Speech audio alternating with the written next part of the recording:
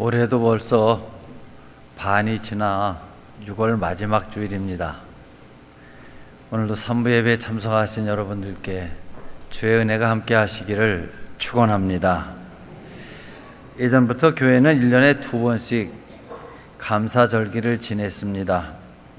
농촌 문화를 배경으로 하여 이 봄곡식 추수하여 드릴 때 맥주 감사절을 지냈고, 가을 곡식을 거두면서 추수감사주의를 지냈습니다.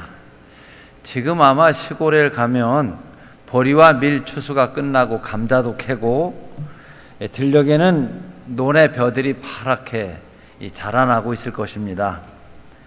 감사절을 지내는 것은 기독교만의 은혜입니다.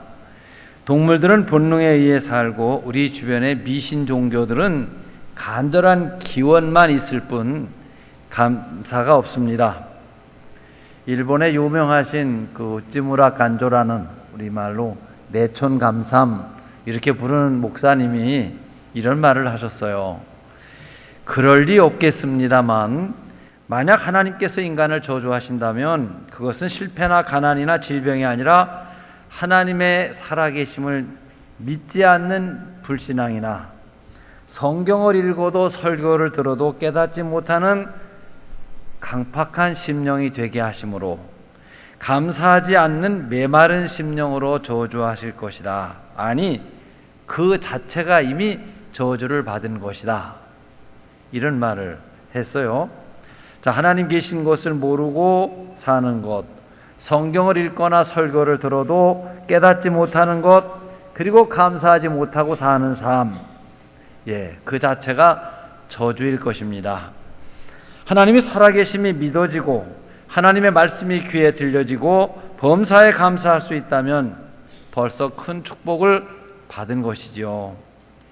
사람과 동물의 차이를 여러 가지로 분류할 수 있는데 그 중에 가장 분명한 것은 사람만이 이성과 그리고 종교를 가지고 있다는 것입니다.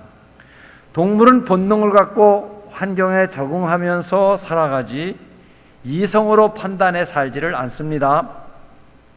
동물은 배고프면 먹이를 찾아 다니다가 다른 것을 잡아먹기도 하고 자기가 잡혀먹기도 하는, 그렇게 삽니다. 추나 추동 계절과 환경이 바뀌면 거기에 적응해 살다 병들어 죽습니다. 그러나 사람은 이성을 갖고 생각하면서 삽니다. 사람은 배고플 때 단순히 배고픔을 느끼는 본능만 있을 뿐이 아니라 배고프기 때문에 슬프다, 슬픈 생각을 하고 인생이 곤고하다, 그리고 비관을 하고 낙심을 합니다. 뿐만 아니라 배고픈데 밥을 찾는 것이 아니라 결심하고 금식기도를 시작합니다. 이것이 인간입니다. 사람이 사람다워지는 데는 그 생각하는 데 있습니다. 바른 것을 생각하고 정의로운 것을 생각할 수 있습니다. 해야 하는 일을 생각하고 해서는 안 되는 일을 생각하는 것, 사람만이 이성을 갖고 사리 판단, 분별을 하고 자기를 다스리면서 살아가는 것입니다. 보이는 현실 속에서 우리는 보이지 않는 내면을 보고 주어진 사건 속에서 사건 속에 담긴 의미를 바라보며 지금 살면서 우리는 저 미래에 되어질 일을 미리 보면서 살아가는 것입니다. 또 사람만이 종교를 갖고 예배를 드리며 살아가고 있습니다. 아마 사람만이 갖고 있는 유일한 특성이라 말할 수 있는데, 사람이 육신을 갖고 의식주를 의지해 사는 것은 동물과 같은 본능일 것입니다. 가을이 되면 제비가 따뜻한 남쪽 나라를 찾아갑니다. 다람쥐는 밤이나 도토리를 부지런히 모아다 굴 속에 저축을 합니다. 마치 사람이 추수를 하고 가을에 김장을 하고 연탄을 쟁이는 것과 같은 것이지요. 그러나 여러분, 어떤 동물이 제단을 쌓고 예배를 드렸다는 말을 들어보셨습니까? 종교를 갖는다는 것은 사람만의 특징이고 또 현대인인 우리들만의 이야기가 아닙니다. 구석기 시대, 신석기 시대 역사를 흘러 올라가 보면 가장 오래된 흔적이 무엇이냐 하면 제사 흔적이에요. 예배드렸다는 말입니다. 그리고 종교에 있어서 원시 종교와 기독교의 차이가 있다면 감사에 있습니다. 한없는 은혜 가운데 살면서도 불평, 불망, 원망으로 가득 찬 마음도 있고, 고난과 역경 가운데 살면서도 더없이 감사하며 사는 사람들도 있습니다. 그 차이가 바로 신앙의 정도를 말하는 것입니다. 우리는 행복의 기준을 환경이나 소유로 보려는 경향이 있습니다. 그런데 많은 것을 소유하고 좋은 환경에 있으면서도 오히려 더 가지려는 욕심의 노예가 되고, 그 가진 것을 지키려는 마음 때문에 불안하고 공포를 안고 산다면 이것은 결코 축복이라고 말할 수가 없을 것입니다. 그러나 사람이 어려운 형편에 살면서 가난하게 살고 있지만 나름대로 생활계의 기쁨과 감사가 넘친다면 그 사람을 행복하다고 말할 수도 있는 것입니다. 풍요 속의 미래에 대한 두려움과 절망을 갖고 있다면 축복이라 말할 수가 없고, 고난과 어려움 속에서도 내일의 희망과 기대로 충만한 삶을 살아가고 있다면 불행하다고 말할 수 없습니다. 그러므로 축복은 미래적 소망 안에 있으며 그 마음의 감사 여부에 달렸습니다. 먼저 감사하며 사는 게 행복인데 우리 속에는 잘못된 감사가 있어요. 어떤 것이 잘못된 감사냐 하면 받았기 때문에 감사, 사업이 성공했기 때문에 감사, 건강하기 때문에 감사, 계획한 일이 순조롭게 잘 되기 때문에 드리는 감사, 이 형통해서 드리는 감사는 본능적인 겁니다.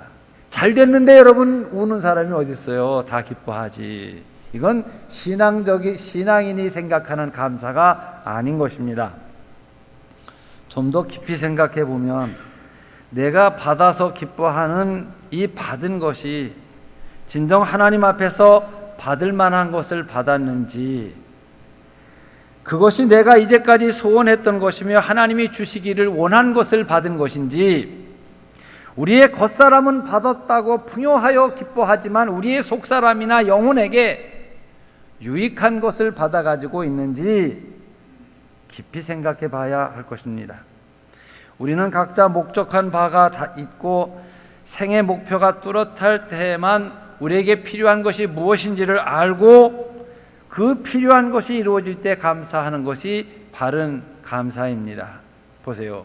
짐승처럼 살아왔는데 몸이 건강합니다. 그게 감사할 일입니까? 장님 문고리 더듬어 잡듯 어떤 요행 때문에 돈을 벌었습니다. 결코 감사할 일이 아닌 것입니다. 무엇을 위해 왜 사는지, 좋은 것이 무엇인지 나쁜 것이 무엇인지 분별하지를 못하고 사는데 감사할 에 무슨 의미가 있겠습니까? 결국 생의 바른 목표가 설정되고 그 길로 바르게 가는 과정이 정해지고 나서야 우리는 바른 감사도 드릴 수 있는 것입니다. 또 나에게 축복을 주시는 분이 누구신지 그 대상을 모르는 사람이 어찌 감사할 수 있겠습니까? 이 도움이 어디로부터 오는 것인지, 왜 내게 도움을 주시는지 모르는 사람은 감사할 수 있는 자격조차 갖지 못한 사람입니다. 곡식을 추수하는 농부가 봄부터 가을까지 자연스레 일기가 좋았고, 또 내가 열심히 일해서 이런 결과를 얻었지, 이런 인본주의로 생각하는 사람에겐 감사할 수가 없는 것입니다. 내가 애를 건강하게 낳고 애를 잘 키웠지, 그래서 우리 애가 잘 자랐다, 이렇게 생각하는 사람도 감사할 수 있는 자격이 없는 사람입니다. 자연의 질서를 섭리하시고 나의 삶을 인도하시고 도우시는 하나님을 알기까지 바른 감사를 드릴 수 없는 것입니다. 그러면 여러분, 바른 감사는 무엇입니까? 첫째는 주는 것으로 기뻐하는 감사입니다. 사도행전 20장 35절을 보면 또 주 예수께서 친히 말씀하신 바 주는 것이 받는 것보다 복이 있다 하심을 기억하여야 할지니라. 자, 이 주는 것이 받는 것보다 복되다는 이 말씀을 아멘으로 받을 수 있는 것, 상당한 수준이 되어야 이해할 수 있는 말입니다. 어른들이 누리는 기쁨과 어린아이가 누리는 기쁨의 차이가, 어린아이는 받아서 기뻐하고 좋아하고 어른들은 주면서 좋아하는 것이죠. 어른은 사랑하면서 기쁨을 경험하고 어린아이들은 사랑을 받으면서 행복을 경험합니다. 어른은 자녀들에게 줄 선물을 포장하면서 행복을 느끼고 아이들은 그 포장지를 뜯으면서 행복을 느끼는 것입니다. 우리 손녀는 제가 볼을 비벼줘야 행복을 느끼고 저는 찾아서 그 아이의 볼을 비벼줄 때 제가 행복을 느끼는 것이 어른이 누리는 행복과 애들이 누리는 행복의 차이인 것이죠. 사랑하는 성도 여러분, 내가 맛있는 음식을 먹습니다. 아주 좋은 옷을 입었습니다. 그 사실로 기쁨과 행복을 누리기보다 남에게 대접을 하고 사랑하는 마음에 참된 기쁨이 있다는 사실을 믿으시기를 바랍니다. 사랑받기보다 사랑하기를, 위로받기보다 위로하며 사는 신앙인들이 되시기를 바랍니다. 이 받은 사람의 감사는 받은 양이 많으냐 적으냐에 따라 또 원망 불평이 생기지만 주는 사람은 적든지 많든지 준 것에 보람을 느끼기 때문에 양을 초월하여서 기쁘고 누릴 수가 있는 것입니다. 아브라함을 생각해 보십시오. 지난주가 됐네요.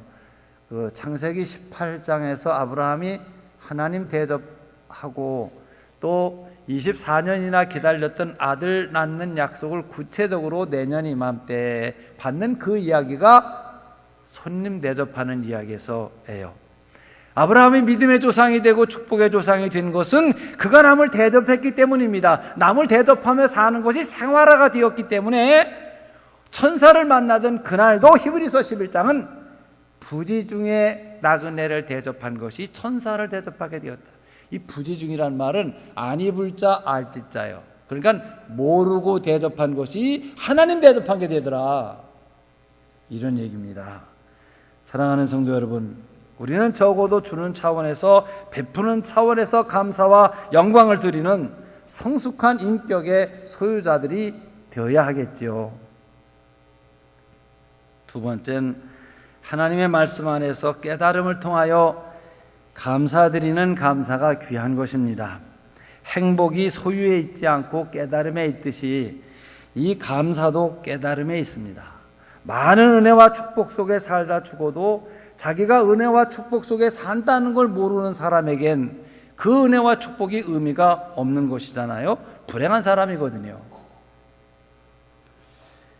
자기 자신이 은혜와 축복 속에 살고 있다는 걸 깨달을 때, 아, 내가 행복하구나, 감사하게 되는 것입니다.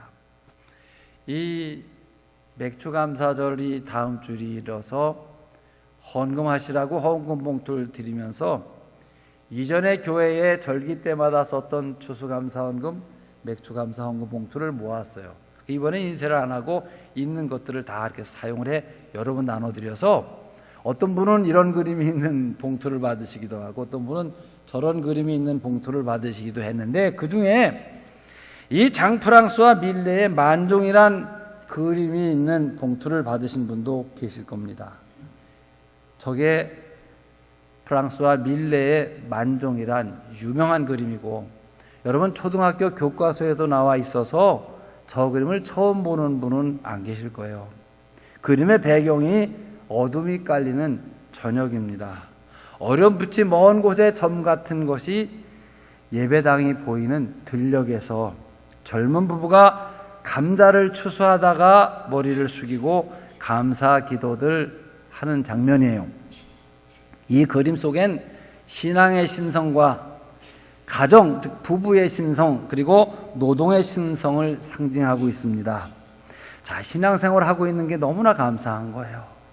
당신과 내가 만나 부부로 함께 사는 것이 너무나 감사한 거예요. 건강한 몸으로 가난하지만 함께 일하는 노동에 대한 감사를 표현하는 것이고, 19세기 초 장프랑스와 밀레가 생각한 행복의 모습은 이 그림이에요. 지금은 이 그림이 프랑스 루블 박물관에 소장이 돼 있어요. 아마 수십억 원을 주고도 살 수 없는 보물이어서 개인이 소장하지 못하고 미술관에 소장되어져 있습니다만, 실제 이 그림을 그린 밀레는 가난하게 살다 죽었습니다. 그가 가난한 모습으로 그림을 그리는 모습을 볼 때 사람들은 그를 불쌍하게 여겼을 것입니다. 밀레가 죽고 난 뒤에 그 그림은 유명해져서 상상할 수 없는 값에 그 그림이 매매가 됐는데요. 저 그림엔 감자가 없습니다. 가만히 보세요.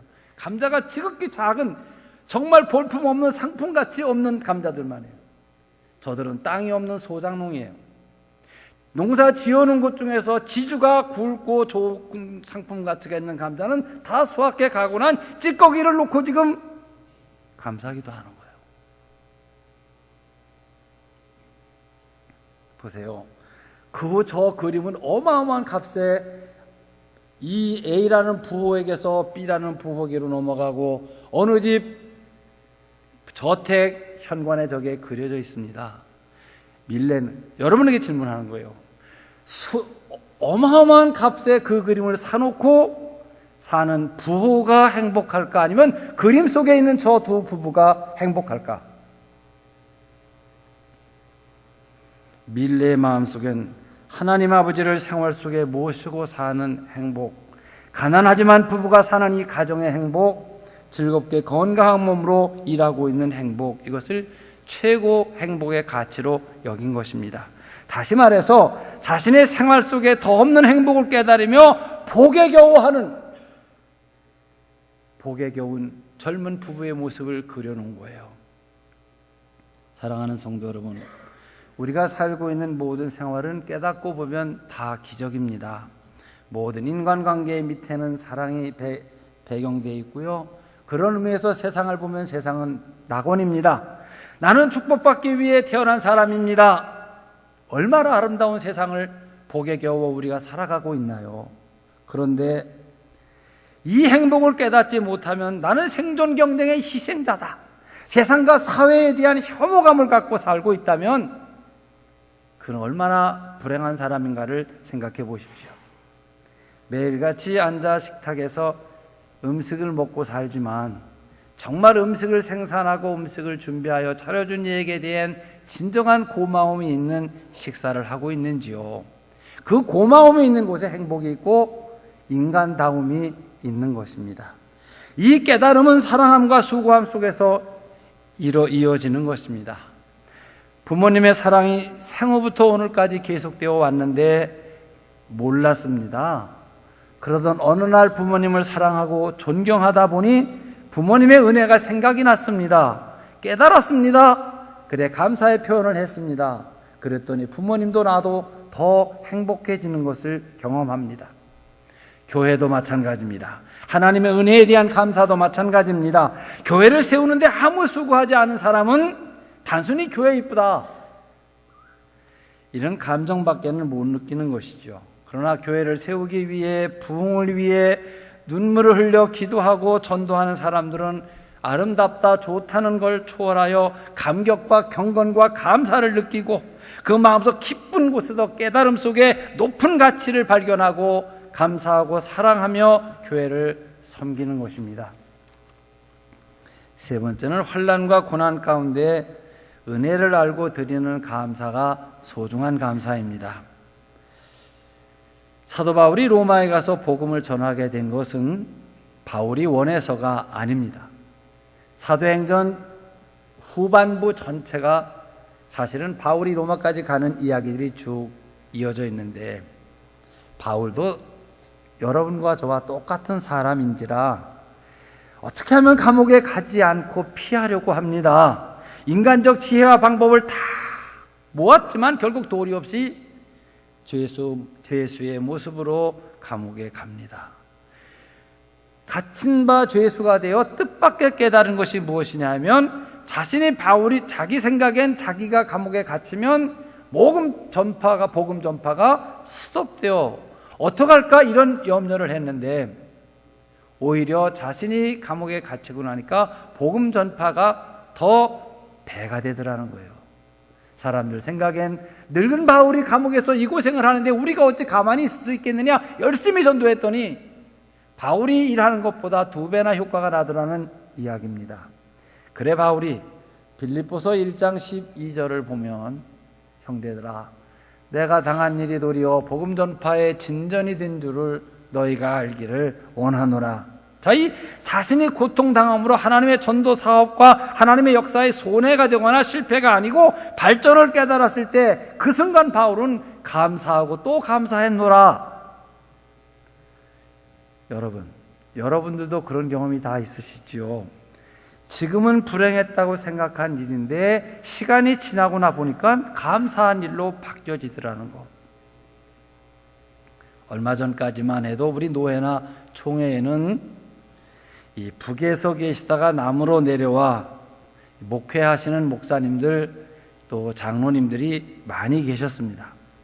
지금은 이분들이 아주 연로하신 분이 극소수 살아계시거나 대부분 하나님 나라 가시고 그분들의 자녀 손들이 노회나 총회에서 열심히 교회를 잘 섬기고 있는데 이분들이 자주 하시던 말씀이 생각이 납니다.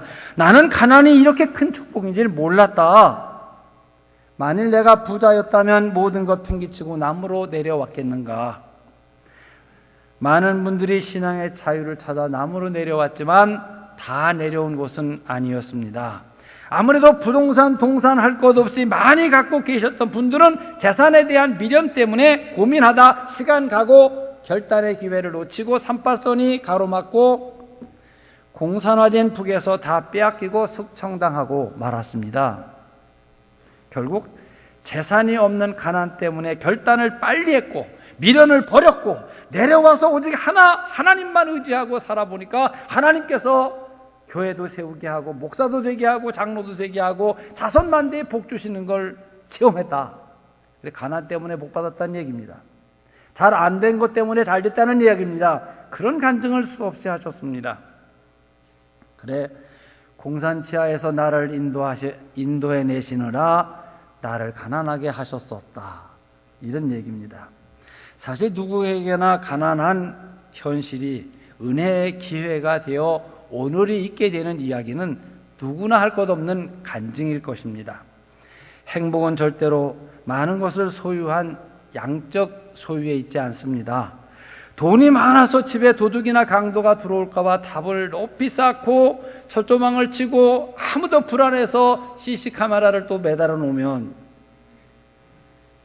불안해서 어떻게 살겠어요, 여러분? 어린아이들 누가 유괴해 갈까봐 아주 어린아이들도 휴대폰을 다 들고 삽니다. 그리고 시간대별로 그 아이가 어디 있는지 엄마가 직장에서 확인을 다 하고 있으면 그 어머니 생각엔 세상 사람들이 다 유괴범으로 생각을 하는 거예요. 사기당하는 것이 아닌가 하여 모든 사람을 의심하고 산다면 그 사람을 결코 행복한 사람이라고 할 수 있겠습니까?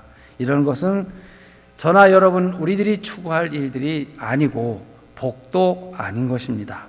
때로는 가난이 축복이 되어 감사하고 질병도 축복의 과정으로 감사하고 실패도 축복의 과정이 되어 감사하니 모든 것이 주의 은혜라. 이런 고백을 하지요. 지금은 고통스럽고 부조리하게 느껴지는 현실이지만 이 모든 것이 다 축복이 되었음을 깨닫고 감사할 때가 오는 것입니다.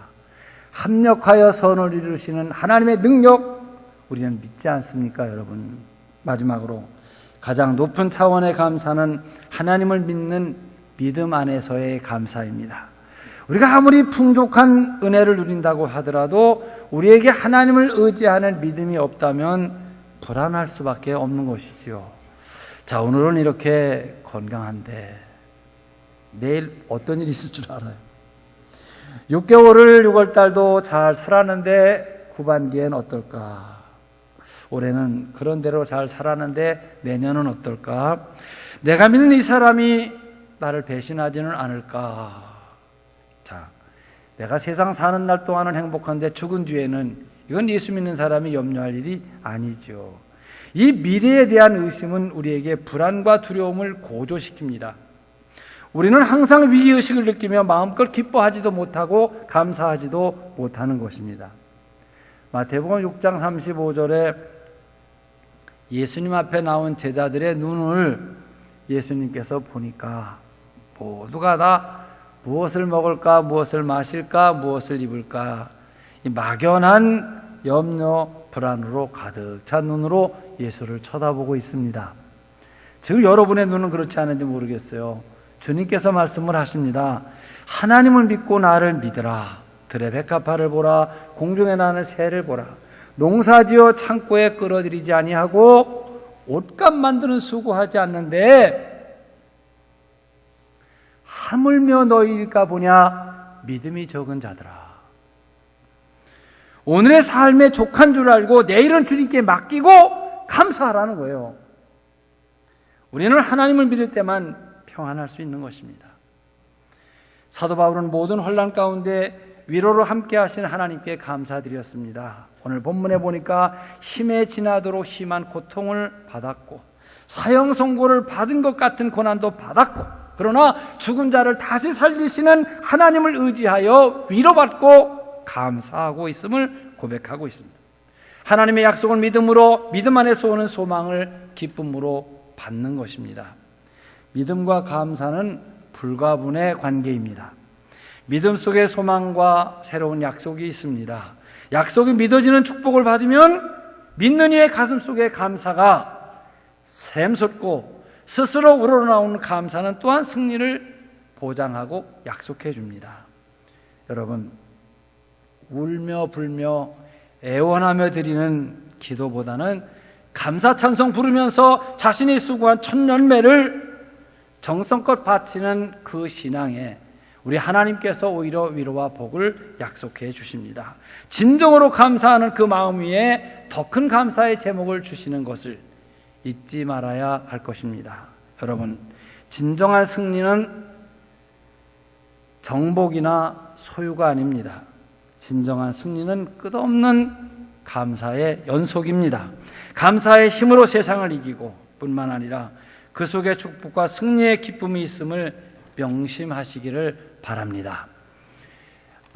어거스틴은 그런 말을 했습니다. 늘 감사 얘기하면 우리 생각나는 말씀인데 하나님은 별빛같이 작은 감사를 드린 이에게 달빛 같은 감사를 주시고 달빛 같은 작은 감사를 드린 이에게 햇빛 같은 더 큰 감사의 조건을 주신다는 말입니다.